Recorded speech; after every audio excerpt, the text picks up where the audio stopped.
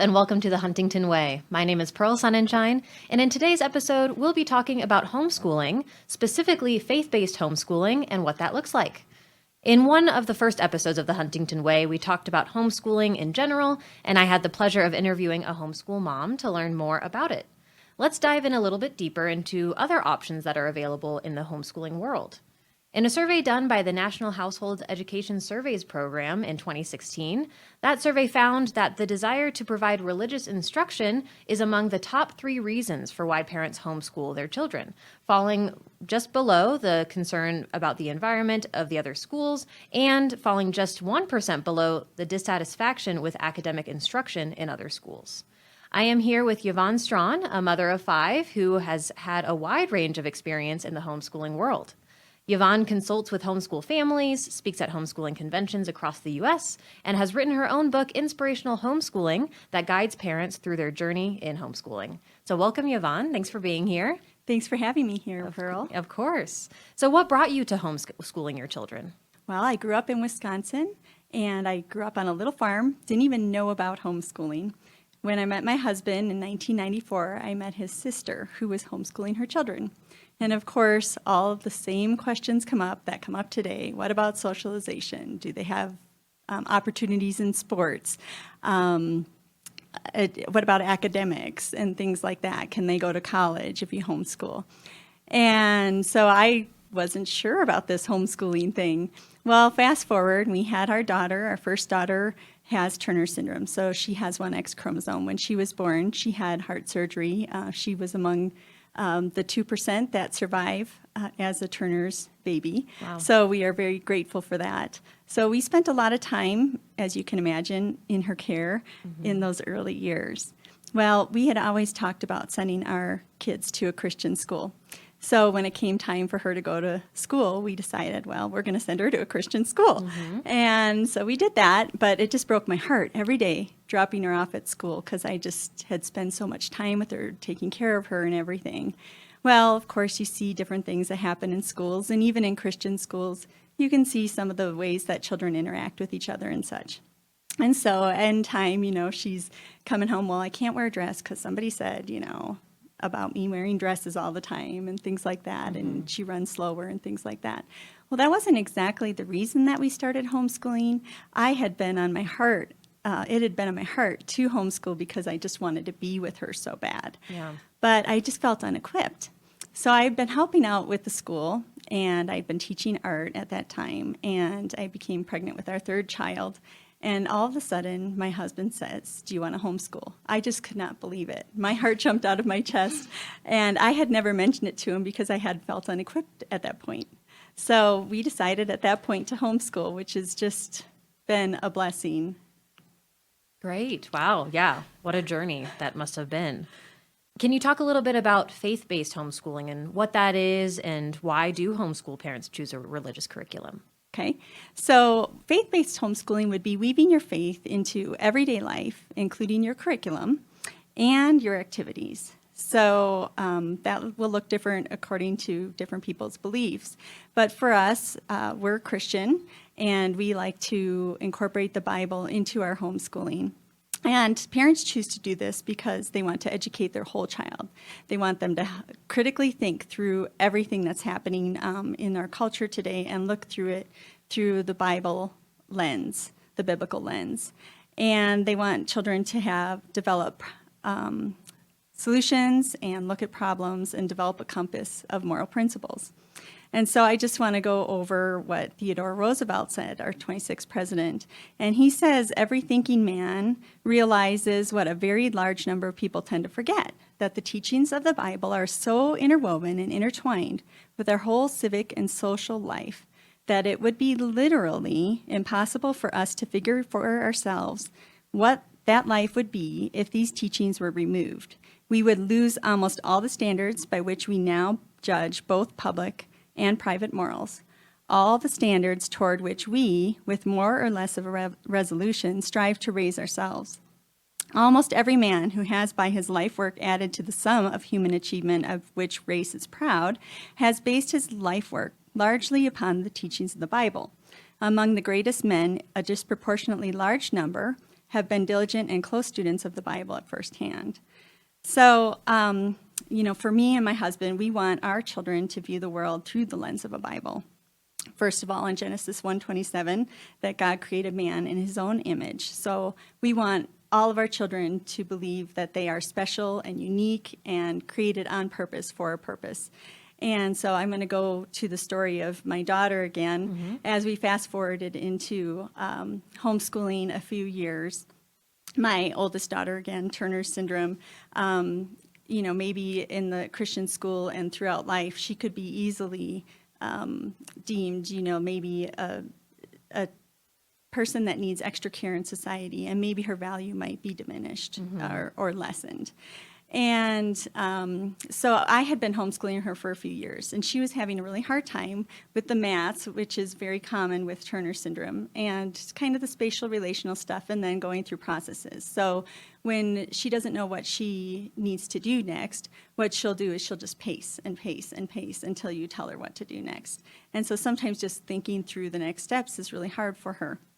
Well, she's taken a long time at this point in math, especially, and in some of the other subjects as well. And I'm starting to feel like, I'm not equipped.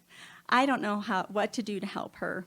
And it's taking so long to educate her and work through all of these things and all the extra special needs she needs. So I'm on the computer trying to figure out, well, what can I do to help her? Do I need to send her back to school? What kind of specialists are out there, et cetera? And I'm just distraught during this whole point in time. And then I went and I put her and her sister to bed. And I just started crying. And I'm like, what is this new, just big emotion coming from? And I realized the biggest emotion was because I just did not want her to feel diminished in who she was.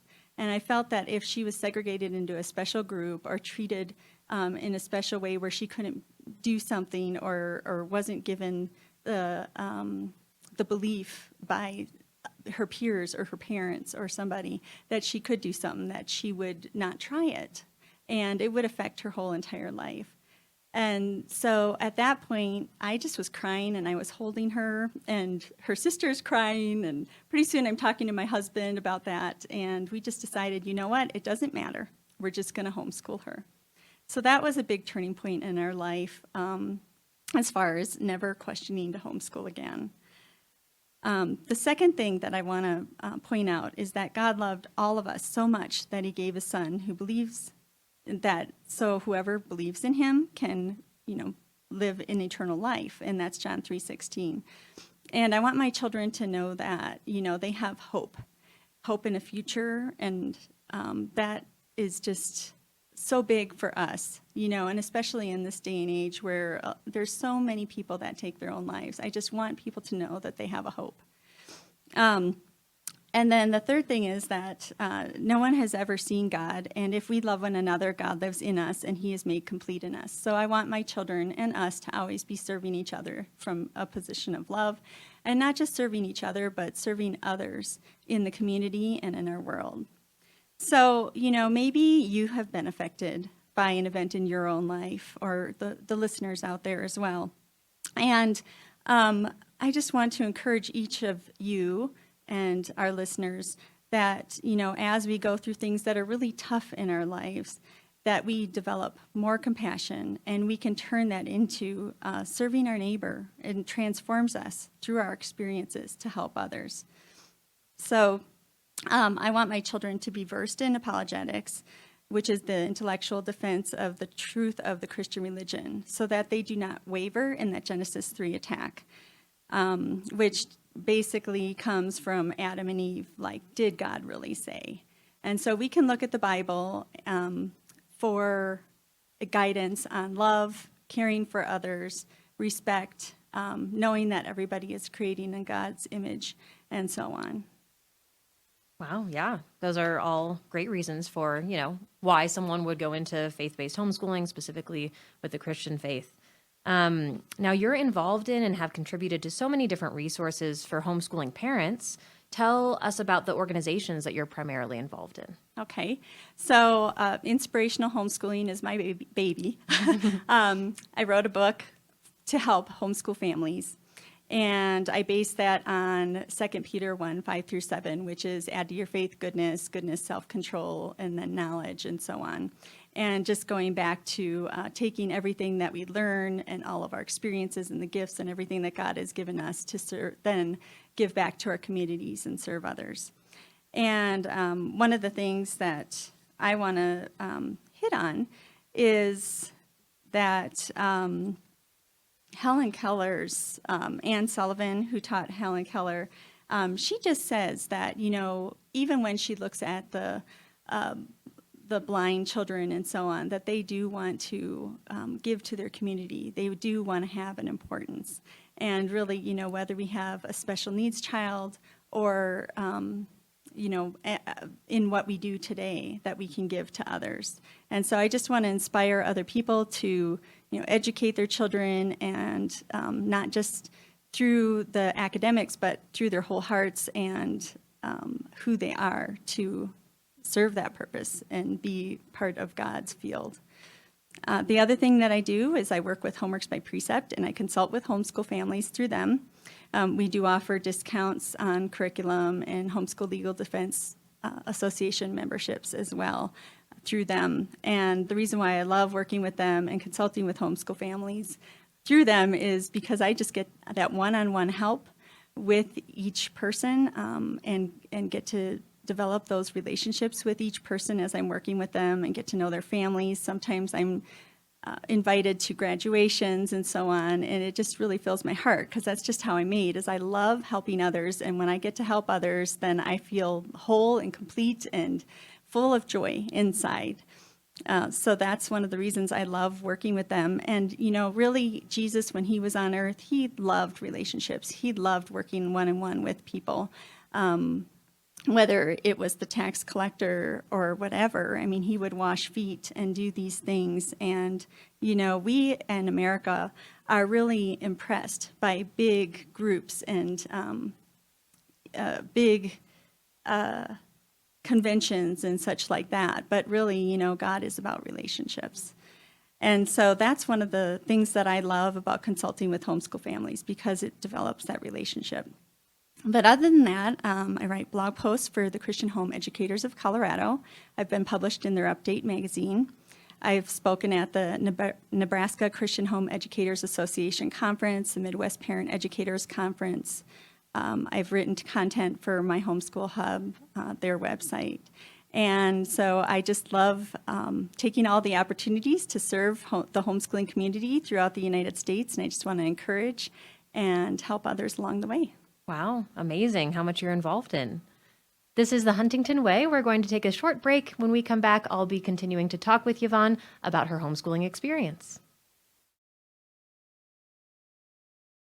Welcome back to the Huntington Way. I am here with Yvonne Strachan, a homeschooling mom of 5, and we are talking about her homeschooling experience.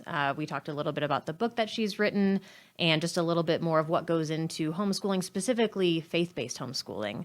So again, thank you, Yvonne, for being here. A more maybe in-depth question for you is, and I'm sure many people are wondering, how do you ensure a well-rounded education for your children beyond the religious component? Yes, I think that is such an important question, because, it's not just about serving. We want to equip our children for their futures in serving others, but also just giving them more and more opportunities. We want our children to become the future doctors and lawyers and politicians, and really help out our world. And so to do that, I always recommend to work with those academics, and those are very important.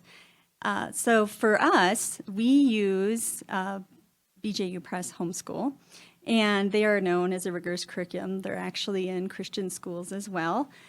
And with that, we're working through every subject, so it does take a lot of time, but there are lots of tools that we can use to help us. So the first thing is there is video lessons available. So if you have like high school students, that is very helpful. So my high school students can almost learn on their own with those video lessons, although I oversee it and just make sure their work is done and grading and so on. And those video lessons, they get a teacher that is well-versed in certain subjects where, if I was trying to teach algebra, it would take me probably a day or two to learn it first. And then even then, I don't know if I could teach it as well. Right. So it's really nice to have that. Other things that we have used are tutors. And we've used Huntington for help with the SAT prep with our second daughter, and that will help open up doors because she would like to go to an academy or a university, and of course you have to have a higher SAT score or ACT score for that.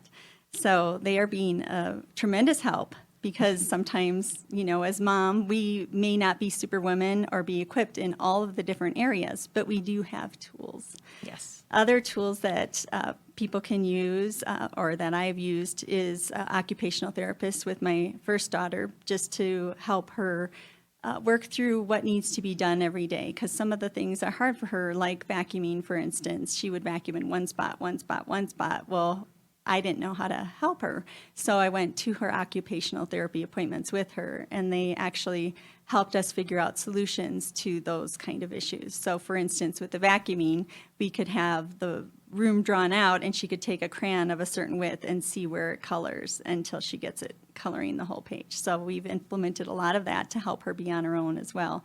But with a well-rounded curriculum, you are going to prepare your children for whatever future calling that they are called to, and that may look different. In my past, I have been a kitchen designer. I went to school for interior design, and later on teach my kids and also author a book. So we never know where God is going to call us. And the more we can be equipped, the more he can use us. So to me, it's very important to have that well-rounded education. And a lot of people, even if they don't go to college right away, may tend to want to do that later. And we want them to be able to do that without having that roadblock in their life. So other things you can do besides tutors and video lessons is sometimes I'll talk to some of my clients, and some different solutions have come up. I talked to somebody recently that both parents are working, and what they did was they actually hired a tutor to work with their children, or a nanny, I should say, not necessarily a tutor, but she just overlooks their education and makes sure that they are working through everything while the parents are working. So that's kind of a neat thing to do.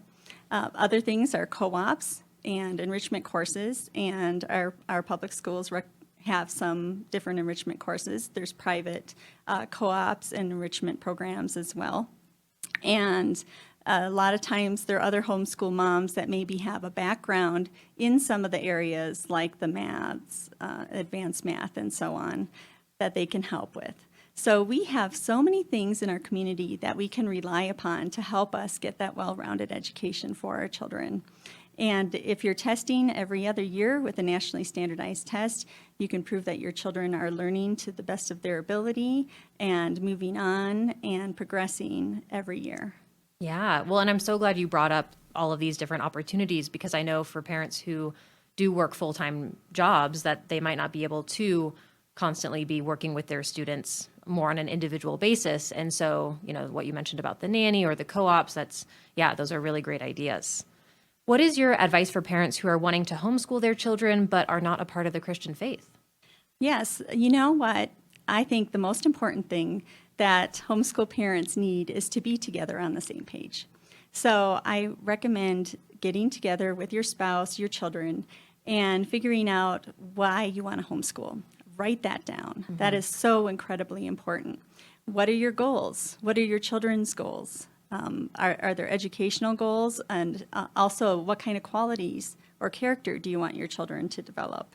And and come up with some kind of a plan to make that happen.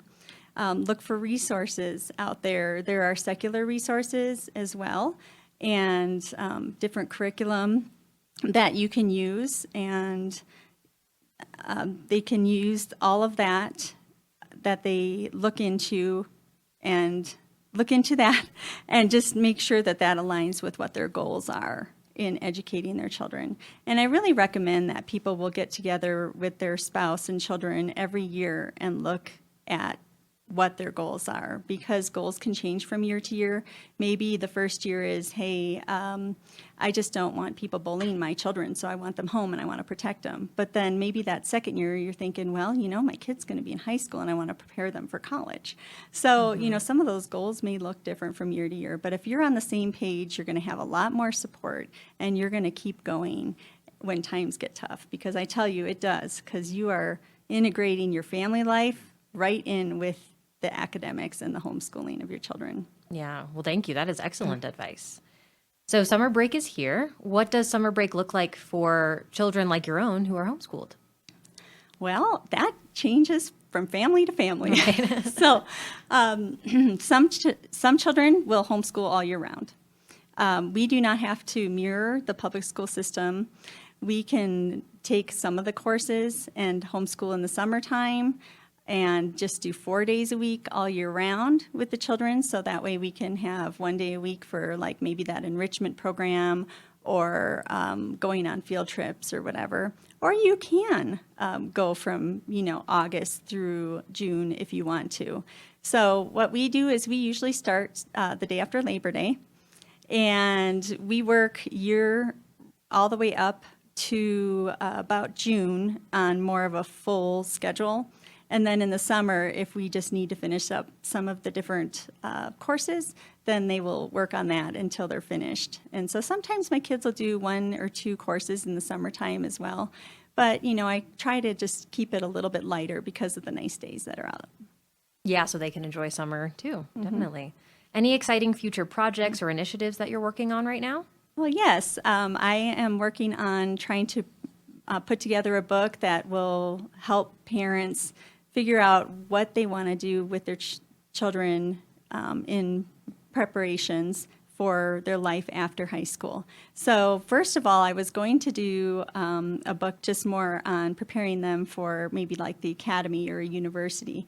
But as I got to thinking about it, with my second daughter that has the Turner syndrome, we also need to look at some of the different things that homeschool parents do and even regular parents as well in preparing our children. Entrepreneurship, that's also a very important thing, the workforce, and then military as well. So I would like to take one book and go over each different area so parents can see what those areas look like, see what the preparations look like, and really prepare their children well for it.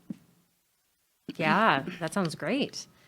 You touched a little bit on your book, Inspirational Homeschooling, earlier, but can you tell our audience a little bit about what that book is, what information they can find in there?